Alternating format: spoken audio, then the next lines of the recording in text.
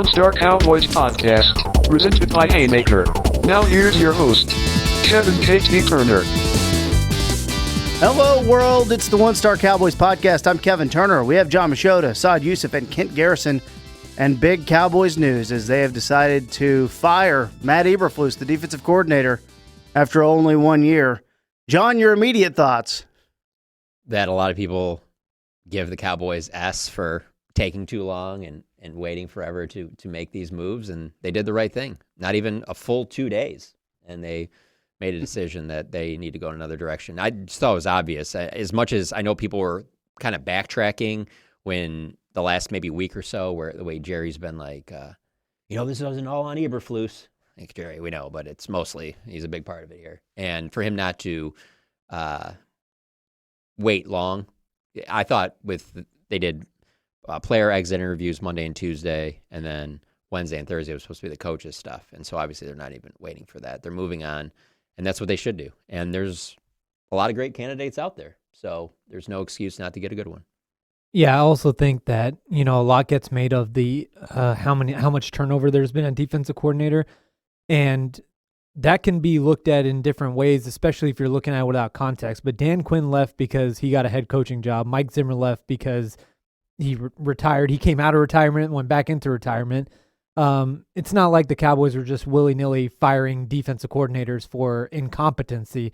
This is the first one that they've done since Mike Nolan, since 2020. So there's a difference in the way that they've done it, and it was very obvious.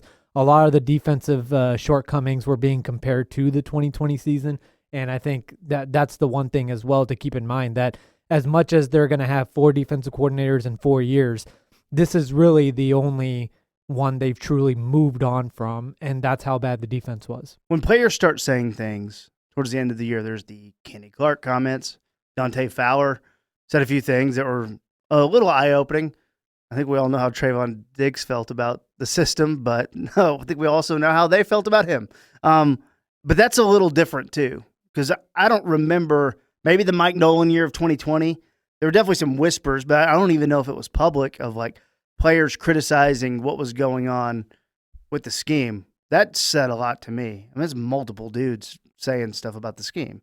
Yeah, I don't know that stood out to me as much as just a full body of work the entire season. I can't tell you anybody on that team that really spoke highly of what they were doing on defense. Now, we didn't talk to Kenneth Murray a lot. There weren't a ton of positive things to talk to him about. Maybe he would have, because clearly Eberflus liked utilizing him a lot more than he probably should have. But I factor in the entire year, and there weren't many people that I can remember even acting like they were excited about this defense and going forward with this defense, and that everybody was even on the same page. And so that's why I kept going back to, as the season was going on, like, who's sitting here banging the table saying like, oh, we got to keep him. We got to keep building on what we're doing. Like, there was nobody. There's nobody at all. And so when you see that going on, then you add that with, okay, which defensive player is just playing really well? Who's having this career year where you're like, well, you want to keep continuity because you don't want that to fall apart. I mean, it really is. I don't know if it just, like, the longer I cover the team, the more comfortable I am just sharing my opinion on things. But, like, this is such a no-brainer to me. I can't even think of a comp to it. Like, well, there's this. I don't know. When you get out the dry erase board and you do positives and negatives, I don't know what the positives are, other than that you're like, well, we just want to have a guy for a second year that we don't want to just moving on. Other than that, I don't know what the other positives would have been. Yeah, and also the other thing that you mentioned, 2020, KT, and the other big difference here is that 2020 was an S show altogether. Dak got hurt. The offense was bad. They had like 4 quarterbacks that year or something. Like, it was just a complete dumpster fire, and then you were kind of figuring your way through that. This year was different. This year, the offense was really, really good. All of the spotlight was on the defensive shortcomings, and as John said, there was nothing on the defensive side that you could really point to. There were a couple of good weeks there with Kansas City, Philadelphia, and Vegas, but then when you get to the end of the season and you see what happened with Kansas City and where the Philadelphia offense is and what the Raiders are, you realize that wasn't as impressive as it looked like in the moment there, even if the context was a little different. Yeah, and they typically take their time with this evaluation stage right after the season. we saw it last year in the head coach search and what they were going to do with McCarthy. This is a little different, clearly, but I think it does say a lot that this was done already, like just 2 days after the season's over. Because in the past, it feels like this would have been done on Friday or Saturday, and we have guys getting fired, head coaches getting fired with defensive backgrounds. Other defensive coordinator candidates are out there. I guess this will be the one that we can put online probably. Who do you want to be the next defensive coordinator of the Dallas Cowboys? Yeah, there's 4 clear-cut options to me, and I say that because I don't have any interest in the up-and-comer DC. I'm saying that from covering the team standpoint, but I certainly would be feeling that way if I'm Brian Schottenheimer. Swing and miss on this, that could be your job too. Mm-hmm. They could easily go in another direction altogether after next season if it's so bad. And so because of that, the 4 names to me, as we record this right now, are guys that all have previous head coaching experience, that all have plenty of skins on the wall, that you're like, hey, this is somebody that can take over a defense that it really needs, I think, just some fine-tuning. Obviously, you need to add some personnel, but I think if you hire one of these 4, you'll be in good shape. Brian Flores is probably one for me. Jim Schwartz is right up there. Jonathan Gannon and Raheem Morris. And I find it just very hard to believe that the Cowboys can't get one of those 4. And I feel like, I think Raheem Morris, I saw he was interviewing. I think he might be up for other head coaching jobs too. Okay. So that obviously, if you get another head coaching job, you take that. But if you can't and you're looking for a DC job, I just think this is a great job to have because of how bad the defense is and how quickly you could turn it around. And even if you just get it middle of the pack, how impressive that can look on your resume to get you back into the head coaching cycle a year from now or 2 years from now. Yeah, the only other name, I agree with those. I think Gannon is an interesting one because Gannon and Clayton Adams have some history, so Brian Schottenheimer would be able to get a good review on Gannon. The only other name that I would add, especially if Raheem Morris does get a head coaching job, is probably Jeff Ulbrich, and he doesn't have a head coaching background. He was an interim head coach, but he has 2 good defensive coordinator stops and history with Aaron Whitecotton, and if you're building around Quinnen Williams and defensive tackle, and Solomon Thomas was here because of Aaron Whitecotton and whatever. If you want to have some sort of chemistry there, Ulbrich was the defense coordinator when Aaron Whitecotton was in New York with the Jets as well. Ulbrich was obviously a defense coordinator recently for the Atlanta Falcons under Raheem Morris. So he'd just be the only other name that I would add to the mix if he's available. But other than that, I think I agree with John in terms of previous head coaching experience because if you're the head coach and offensive play caller in Schottenheimer, you want to have that Mike McCarthy approach where you're not really having to look and worry about what's happening on the defensive side. So, yeah, either those 4 guys or I would think Jeff Ulbrich. Yeah, because, if you're Brian Schottenheimer, you got to worry about offensive game planning. You got to worry about a call in the middle of the night that you might not have a defensive back because he allegedly hurt himself putting up a TV.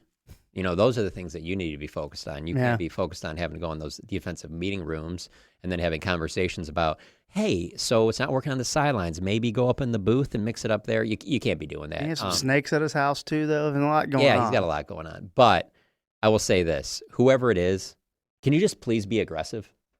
Can you please not say anything about bend but don't break? I got no time for that. This goes back just years of covering the Cowboys where it's like, can you just go out there and be a super aggressive defense where I can write some stories after games, after a few losses where I'm just like, yeah, they took a risk here on this blitz or something like that. Let me have to do that for once instead of just being no, we're just we're solid. We try and take the ball away. No, can you be the one that is super aggressive that other teams talk about before they play you? Like basically how I feel like it is every week when you talk about that Vikings defense with Brian Flores. I don't think you can fix that in 1 year, though. I don't even know that a coach can fix that alone with the players that you have. Maybe talk to me after the draft and free agency. But you have to have players that have this kind of don't give a shit attitude, that have that's kind of built up in them. I don't know, like that whole of being aggressive thing. I love it and think that's how you should go. You need to be known for being physical. Then, well, you don't here's a generic example. Harrison Smith can set the tone for a Vikings defense for over a decade just because he hits hard.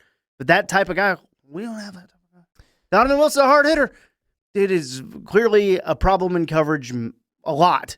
Like, that you can't have him out there a lot. So I think it's like, that's a great idea, and that's where you have to be looking at a long-term hire, which I'm sure they would want. But if you're really good at fixing the Cowboys defense, you might get a head coaching job in 2 years. By the way, if we're just throwing names out there, absolutely no, reporting or anything with this. Pete Carroll just got fired, and we know the history behind with Pete Carroll and Brian Schottenheimer. If he's kind of at that, I don't think that at his age he's really going to try to build up a new defense. But Schottenheimer has spoken really highly of Pete Carroll. He's a defensive background coach. He's been a head coach for the last 2+ decades. His last coordinator job, I think, was with the 49ers in the late 90s. So he hasn't been a defensive coordinator in a while. But if you're Schottenheimer and you're trying to, dip into your connections, and then if you're the Cowboys front office and you're trying to trade for a certain player, whatever, where Pete Carroll is coming from right now, I'm just saying Pete Carroll could be a dark horse name to just keep in mind. I have no interest in Pete Carroll. I have no interest in Rex Ryan. Obviously, he has connections with Schottenheimer too. Mm-hmm. This year, if Schottenheimer's got the Garrett deal where he's going to be here for, the better part of a decade, I think you can have some swings and misses. I don't think he's in a position to do that right now. I think, and also just because of the 4 names I mentioned, I just think they're all better options at this point. Pete Carroll 10 years ago, for sure, 5 years ago maybe, but right now I just don't. You're the Dallas Cowboys. You're not the Jaguars. Actually, they're in the playoffs. But if Sean McDermott gets beat by the Jaguars here in the wild card round, surely he's getting fired, right? I wouldn't say surely, years. But yeah, I think that's a good possibility. Yeah. What about Spags? Okay, first of all, is there another name that we have to throw out there? Brian Flores, do we know? Oh, go ahead, Kent. I was throwing out, what about Spags? Be a lateral move, right? Yeah, I don't know that. And if he's under contract. It's not because Casey just did really bad, so I don't know if they're wanting to make some changes too. So it'd be interesting if he would do it, but I don't know his contract. This is the thing, the Brian Flores thing is very confusing to me because no one knows if he's under contract or not. Right. I'd be very interested in Spagnuolo. I don't know why he would leave what he's doing right now, but yes, if he was available, I like the Pete Carroll name, Saad. I think that's creative thinking. I like that. Well, I like it too. It just unfortunately age is real. Yeah. So that's the only reason why I'm not into that. Not for him. We found out that he is the one guy who can live to 150. Just look at the energy. I feel like live to 150, sure, fine. You can do that, but I need someone that I know that these guys are going to buy into and they're going to be sold on what they're doing, and I don't know that's him anymore. I feel like a little bit like we were this time last year where, they're going to move on from McCarthy, but all the names that were thrown out there, I don't think Brian Schottenheimer was thrown out there until like the last few days, right?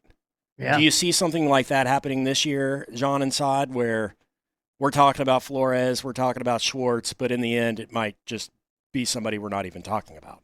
The only reason I say no is just because this does remind me a lot of 2020, and when the Mike Nolan experience didn't work out, they knew they had to go get the no doubt guy, and that was Dan Quinn. There was no surprises there. That was an obvious choice there. There was no, we're the only ones that knew about him. There was none of that. And that's why the 4 names I said, they all fit that Dan Quinn mold. And I think that because they had the success they did under Dan for those 3 years, I think that's what they're going to try and repeat. Yeah, I also think that I don't see them going for that up-and-comer type thing, but if they did, that's where a guy like Jim Leonard, who's been tossed out there, the assistant head coach and defensive pass game coordinator for the Broncos, I think he comes into play then. I'm interested in that for a couple of reasons. One is because we've been doing this, former head coach thing for really over the last decade. Just going back through them all, Eberflus, Zimmer, Dan Quinn, Mike Nolan, help me out, Marinelli. Marinelli's where it started in 14. Yeah. No, it started with Marinelli in 14, carried over to Mike Nolan, then to Dan Quinn, Mike Zimmer, Matt Eberflus. I think your point earlier about if you're Schottenheimer, you might feel way more comfortable with the former head coach here.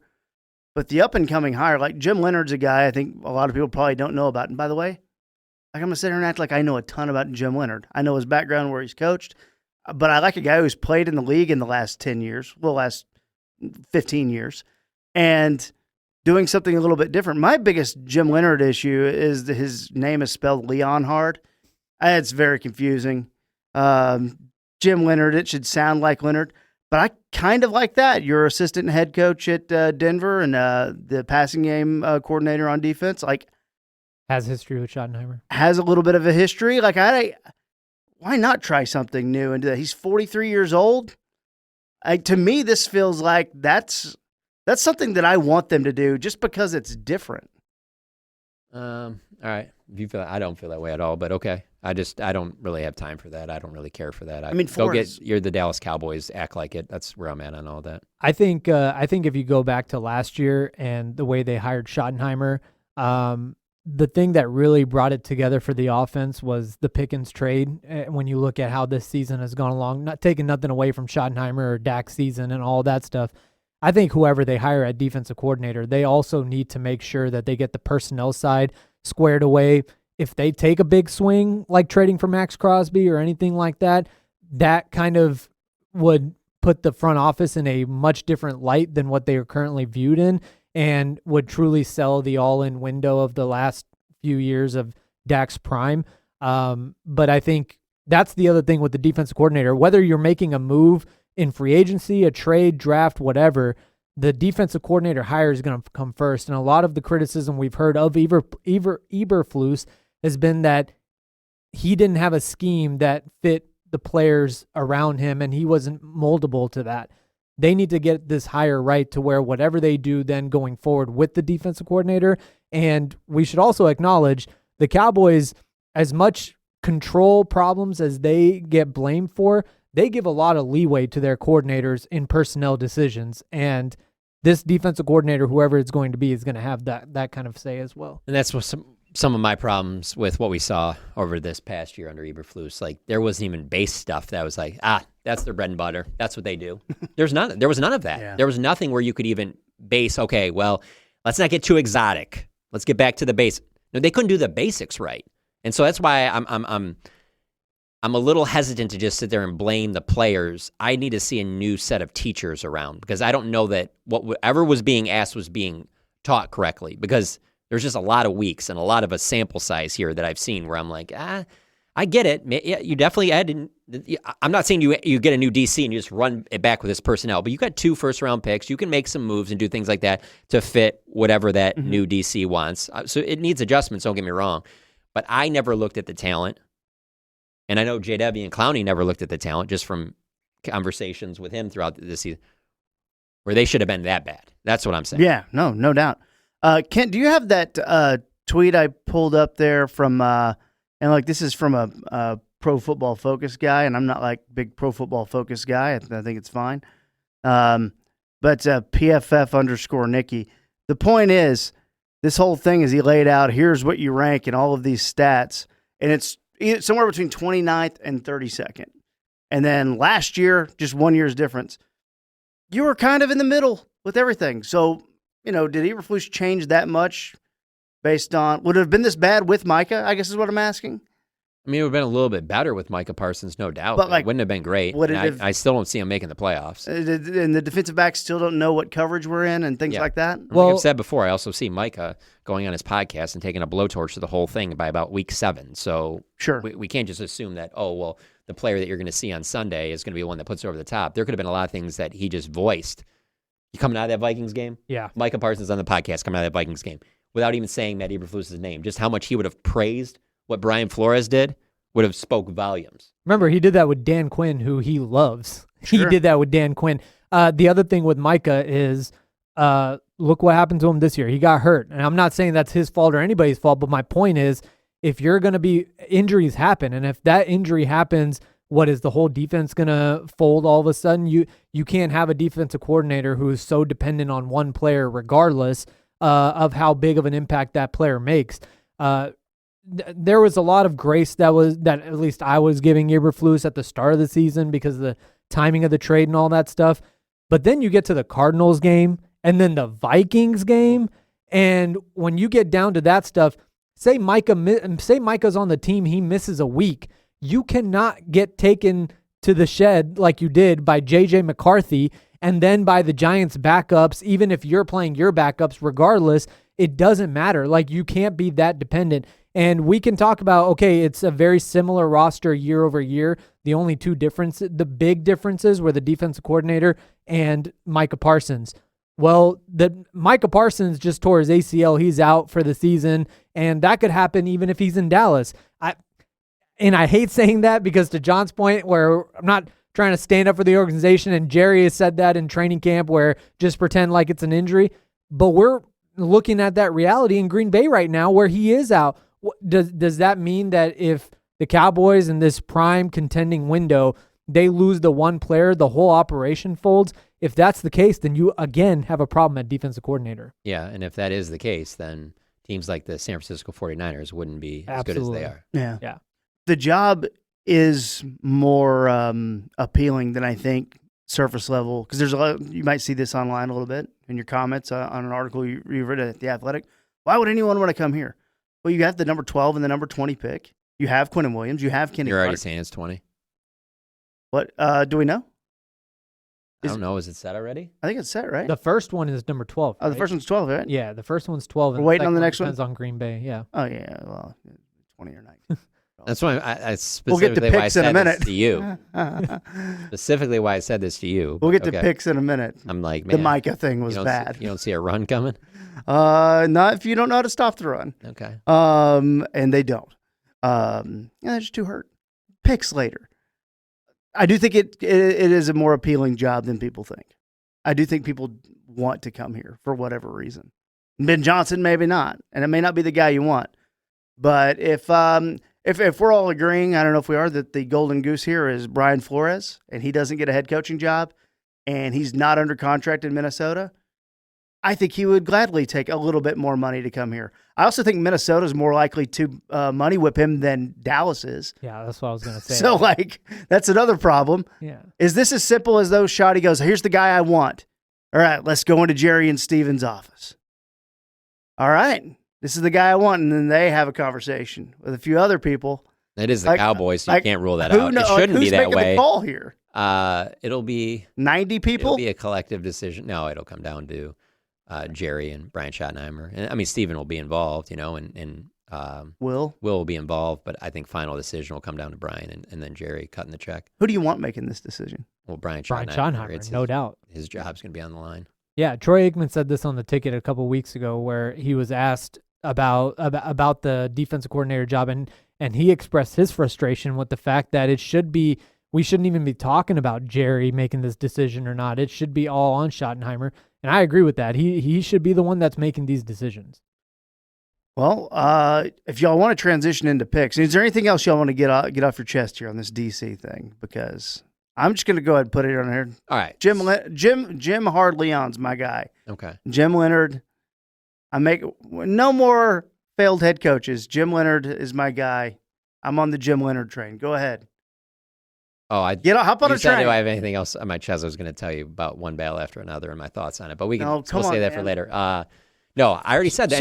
Send your tweets it's fine. Send your tweets to John Machota. It's fine. Any one of those four I'd be fine with. Gannon, Raheem Morris, Flores, Jim Schwartz. Any one of those four. Is there any train you'd like to jump on? Flores would be number one for me. Saad? Raheem Morris probably would be number one for me. Yeah, and then No Jim Schwartz? No, I mean, I'd be fine with that too. Also, if you're looking for a name that hasn't dropped yet, and I don't think it will, but if Todd Bowles gets let go in Tampa Bay, he could be another name that gets added to the mix. Insert Todd Bowles into the Sean McDermott category of head coaches who've got a pretty good little track record of having decent defenses. Bowles has connections to the Cowboys. Yeah, I got one more name for you. William Belichick. Jesus Christ. Dude, bring that circus in here. Is UNC really rolling that back next year? Or Have to. what's going on? Yeah, He's not too far coming down. to the NFL if he doesn't have a head coaching Yeah. job. I don't think the owners are going to let him back. Do you in the think, NFL. with this last 2 years, that he would even get a head coaching job? Is a DC maybe his only option if he wants to get back in the NFL? I don't think he wants No. to that badly. No, he wouldn't do that. Imagine Schottenheimer I'm just trying to get weird, guys. doing his press conference the way he does, and then Bill does his Thursday availability the way he does. What a ride you guys would be on. Ken said his only chance. How do you know Tom Brady won't call him up to try and take that Raiders gig? That's the Brian Flores spot, I don't think they love each other. according to Vegas. They might not love each other, but that might be something he thinks will help him win. You know, in the name of hate, you could find a way to make some. I mean, what if you turn that around? You turn the Raiders around, legend. That would be like That's the turning appealing around, thing about here. That I would be think. like turning around the Dallas Cowboys defense. Or just doing it here, like Dak. You know, like doing it here is something because it's been 30 Especially years. with the 30-year sample size and Jerry still being involved like he is. If you won a Super Bowl with the Dallas Cowboys right now, it would be looked at as one of the most impressive accomplishments in coaching history. Now, if you did that 5 or 6 years after Barry Switzer, I don't think it's, but the 30-year sample size on it, Yeah. it would be regarded as Incredible. like, I also think if you do it after Jerry is gone, it takes the shine a little it away. does, for sure. Yeah. They'll be like, oh, this is what it could have been like for the last 30, Mhm. Nah. 5, 6, Oh, 40 years. I don't know, 50 years. I don't know. How long is this thing going to go I think for? we'll be really good in the immediate aftermath, just because I think that's kind of how things work. Let's go to picks. Let's do picks. The road to Topeka is just it's a very clear path now, and it looks like me and Saad are the ones who are going to have to make this trip. But we're doing all the playoff games, so we've got 6 games You guys this want week. to hedge your bets? We and could just have a swing. announce right now that you're just going to go together. We could have a swing. That would be a fun Yeah. trip, man. That'd be way more fun than going by yourself. John 25 wins, Kent 24, Saad and I at 21. We have a chance. We will start the first game of the week. Carolina hosting the Rams. I have a 10.5 point spread here, unless it's changed since Boy. last night. 10.5. John, we'll start with you. Oh, boy. That's not an easy one. Carolina beat the Rams just a few weeks ago. Doesn't this feel like just kind of off topic while you're thinking, doesn't this feel like a year where the Super Bowl could be Jacksonville v. Seattle? Yeah. Seattle wins or Trevor Lawrence wins, Yeah. and then no one thinks about it again, and we just kind of move on to next There's a year. lot of good, there's a lot of really good, not great teams with flaws. There's Yeah. no perfect Yeah. team. And there rarely is, I guess, but like, I don't know. I'm taking Carolina plus 10.5. Was I supposed to pick? Sorry. Yes, you I had were. a work email. I had to hear Oh this man, okay. out. What was the spread? 10.5, dude. Do you Give me want the to? Rams. Would a weather report? Does that change No. how you feel about this No. at all? I'm focused on this email. I You're a should big never s- open. Give me the Rams. All right, Saad. Give me the Panthers. I do think the Rams will win, but I don't think it'll be by more than 11. Kent. That's such a big spread. I Give me know. Carolina. Carolina plus 10.5. Okay, I'm taking Carolina as well. The nightcap on Saturday, Chicago hosting Green Bay. I have Chicago the favorites by 1.5. So, Saad, I want you to start us here. Give me Chicago. Sorry, KT. Wow. Kent. Yeah, if I've learned anything about the Bears, it's that they'll disappoint. So give me Green Bay. Okay, Green Bay and the points. I will say there's a lot of weird discourse happening out of Green Bay, and maybe it's all over the place. Like they want to get rid of Matt. Maybe this is every fan base. They want to get rid of Matt LaFleur and Jordan Love's overpaid. Dude, Jordan Love and Matt LaFleur are exceptional at what they do. Like very good, and teams would kill to have them. That being said, Bears minus 1.5. Wow. They can't stop the run. No right now. faith. Too many injuries. No faith in your team. Too many injuries. And the week 5 bye. This is a big thing. The 49ers got a week 14 bye, and the Packers got a week 5 bye. The NFL has to do something where the bye weeks are between 8 and week 14. No, it or shouldn't go as 6 deep. and week 13. They need to be smashed together a little bit more. And it needs to go further up from the back end. We shouldn't be having week 14 buys. That's crazy. Yes. It needs to go down to the last bye week is week 12 or max 13. 6 to 12. Yeah. Let's just do it that way. We made the rule. Commish, do what you will. John, who are you picking on this game? Yeah, Bears. Big David Montgomery fan. I just and I shouldn't. Now you got because they DeAndre really- Swift. There's rotating running Yeah, backs. I mean, a lot of things point to the Packers owning the Bears. Bears didn't look really great in their season finale, but Who cares? That's how Did you gambling guys, works. Pick the team that you don't even trust. So I pick the Bears. Did you guys see popular influencer Hub's Life has given up the Cowboys for the Bears? Oh no, Yeah. Hub's Life. What's that about, Hub's Life? I know you're local. What's going on, man? You don't give up on your team, man. You don't just change fandoms at age 40. Yeah, he's a fake fan. What's going on? He's a fake fan that I'm just now realizing right now in this moment is a real person. I'm just now learning. That's that. not allowed for Hub's future. Life. I'm not yet familiar with their work. Kent. Yeah. Jacksonville, Buffalo. Buffalo Wow. is the favorite by 1.5. Let's shock the world. Give me Jacksonville. Let's go. I will take Buffalo because they have to. They just have to. They do. John. Yeah, Buffalo, I don't know that Josh Allen will ever have a better opportunity to win a Super Bowl than this season, so give me The Buffalo. one. Saad. I'm a huge Josh Allen fan, but because of where we are in the picks, let's go. I'm going to take the Jaguars. There's something I always say, tiebreaker goes to the better quarterback, and Josh Allen's better than Trevor Lawrence, but I don't know anybody's playing better right now than Trevor Lawrence. He is on an absolute heater. The Jaguars have won 8 straight games going into the playoffs, which is the second longest streak behind the Texans, who've won 9 straight. The defense is legit. Give me the Jaguars. If George Pickens is exhibit A of how getting a good quarterback can help you, Jacoby Myers might be number 2. So many wasted years in New England. But also, by the way, Jacoby Myers is also, it's a very fascinating matchup because Jacoby Myers should be a Buffalo Bill. Yeah. They should have made that trade Oh my at the gosh. deadline. No question about it. The Raiders wanted to move on from him. Myers voiced it. They needed a receiver. Jacoby Myers should have been a Buffalo Bill, and we'd be talking about Buffalo maybe being the AFC favorite right now. Very juicy on Sunday afternoon. Philadelphia hosting San Francisco. Philadelphia 3.5-point favorites. John. Yeah, Eagles at home. That is tough, though, man. That is a really tough one. I mean, there's a lot of great games this entire It's very good. week. So, yeah, give me the Eagles just because they're at home. And I have continued to say over the last month, no matter how bad things have gotten there, that I still think they're going back to the Super Bowl. I'm taking Philadelphia as well. San Francisco's defense is kind of whack right now. Saad. Give me the 49ers. I like Game Brock theory. Purdy. I like Brock Purdy, and I like Christian McCaffrey. Also, that Eagles offense, I kept waiting the whole season for it to get going, and they haven't. The defense is legit, but I don't think the offense can do enough. Kent. Yeah, this is tough. Give me Philadelphia.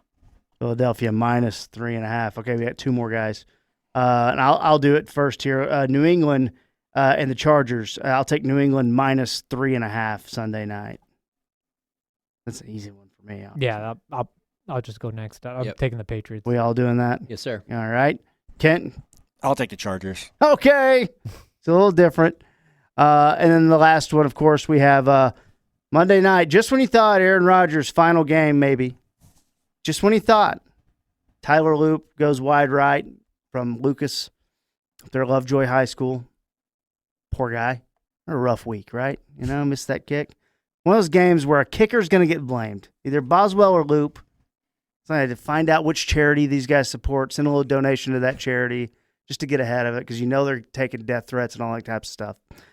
But we have the Pittsburgh Steelers again getting 3.5 points. They're getting 3.5 as the underdog against Houston. But the game in Pittsburgh. So, Saad, we'll start with you. Give me the Texans. That defense is scary. Yeah. John?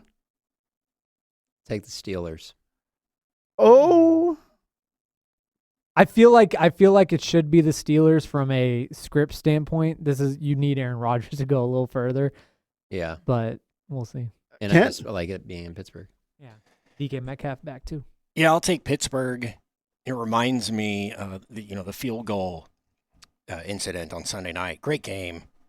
But you do see discourse after a game like that, like, oh, I can't believe all that comes down to a kick, Yeah. What do you guys think about the crazy hypothetical rule change of 3 kicks a game per team?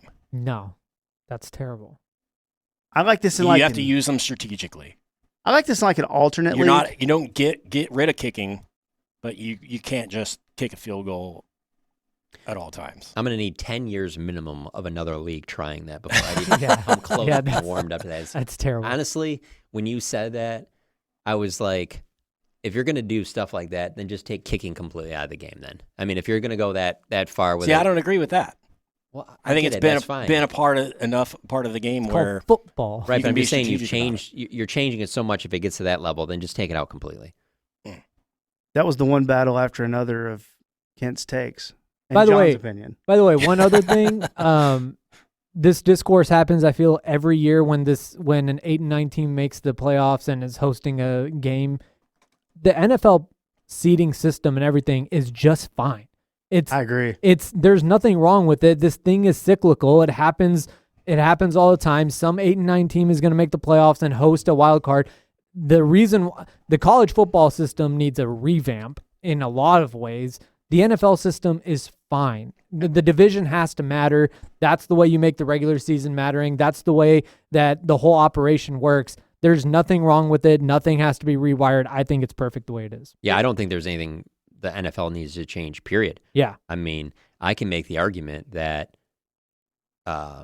since I know that pigs get fat and hogs get slaughtered, Easy mark. that you can make the case that the Steelers-Ravens game Mhm. this past week, and then was it 2 weeks ago, the Niners-Seahawks? Yeah. Niners Bears. Those are like two of the greatest regular season games you could possibly ever watch. Yeah. Like, business is booming. Nothing needs If anything, they need to dial it back. I hate the kickoff thing because it just is. I honestly, like, I cover a team that has Cavante Turpin, and I always joke with Nick Harris from the Star Telegram up in the press box that I'm always doing something else when kickoffs go on. I always joke with him. I'm like, I'll watch the replay. I know nothing's going to happen. Like, it's gotten that bad, but I get it from a safety standpoint. Sure. Why you'd want to implement that. And so I'm fine with it. But when you start doing like, oh, well, you don't use one of your field goals right now, like, stop that. Like, that's going too far. The thing I would say about the league, the one change I would make is they need to dial back some of the things they're doing. Like, there are too many, in my opinion. 9:30 starts on Sunday morning, which everyone watches either way. But too many of those games, and it kind of shrinks down the slate during bye weeks and things like that.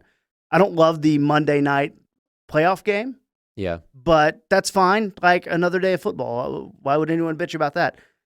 They do a little too much right now, though, I think, jumping in on Saturdays of the college football playoff, which I think that's interesting. Like, you could have the Saturday of the Army-Navy game if you want. Just take that day. It'll be interesting in Yeah. a few years, I think, when Christmas falls on like a Tuesday, and to see if they're going to do anything to try to claim that day, because the next few years I think it's Saturday, Sunday, Monday type thing, but when it falls on a Tuesday or a Wednesday, that's going to be really interesting to see if they're able to take that. I don't really, from a player safety standpoint, I agree with you. I personally don't really have a problem if you're going to do international games. It's just you're going to end up having weird time games over here. The only one thing that I would change about the NFL right now is the bye week should not be into week 14. It's just Crazy. weird because you have teams that are basically already their destiny is decided, and the Giants are if they have a week 14 bye, they're already out of it. Then you have to come back for like 3 more weeks after a bye week and play out the string. I think that sucks. Other than that, I'm with John. I don't think there's really anything that needs to be changed. Yeah. All right. Like, what's better than the NFL? Nothing. What has something figured What's out close better? to it? I can't think of a single thing. Nothing. Yeah. Nothing. Certainly not movies when they're giving awards out to just go on. One Hey, man, you gotta battle wait and after see, man. I another, think you directed go back by and do a rewatch. Paul Thomas Anderson has something to say about that, I think. I'm going to get to There Will Be Blood at some So point. artistic and so deep. Okay. You We'll, just couldn't possibly understand it. It's too deep for you. we'll be I back. don't know if it's meant to be that deep, but We'll be back next week, live from the tunnel here at the Haymaker Network Studios in Frisco. Make sure you're following John and Saad on The Athletic. All right, they got you covered. Follow them on social media. Ask them questions on there. Give them your hot Cowboys takes. I need more of those on he needs social more of media. those. Send them Reach to out him. to me, yeah. jump in the comments on their articles on The Athletic. Make sure you're doing that. Make sure you're following Kent and that Mad About Movies podcast. A real heater of one reviewing Marty Supreme. I listened to that because I went and saw Marty Supreme. thank you, sir. Kent, what's the worst movie you've ever seen? Ever seen? Piranhas? Oh, that's tough. Oh, no. That's it. Battlefield Earth. Hold on. Starring John Travolta. Hold on. What is your most overrated movie? So it has to be something that other people like. Overrated. Oh, y'all aren't going to like this one. You might not like it, John. Interstellar. Oh, I'm fine with that. Never saw it. Overrated. I mean, it's a good It's movie, fine. Good but movie. I get what you're saying. I've seen that one. I thought it was fun. It's Yeah, it's fine, fine. but Yeah. it is hyped a lot. Yeah, I get that. Probably a little The too amount much, of but- like young men that say that's their favorite movie of all time is staggering. Wow. Guess I'm just not around a lot. Yeah, I mean, like 20 and up, you know, younger, it's not- younger It's generation. really not my crowd, I guess. Yeah, you're more for the high school. Yeah. So I was gonna say it's like even more specific when you put an age on it, Ken. I thought you were going to say something like Gangs of New York. No, Just that's really too old. just Too old. really anger Too me. old for the youths. Yeah, for sure. All right. We'll be back next week. Maybe we'll have a new defensive coordinator. Maybe we won't. Figure that out on the One Star Cowboys podcast. Goodbye, everybody. The One Star Cowboys Podcast. The One Star Cowboys Podcast. The One Star Cowboys Podcast. Presented by Haymaker. Presented by Haymaker. Presented by Haymaker.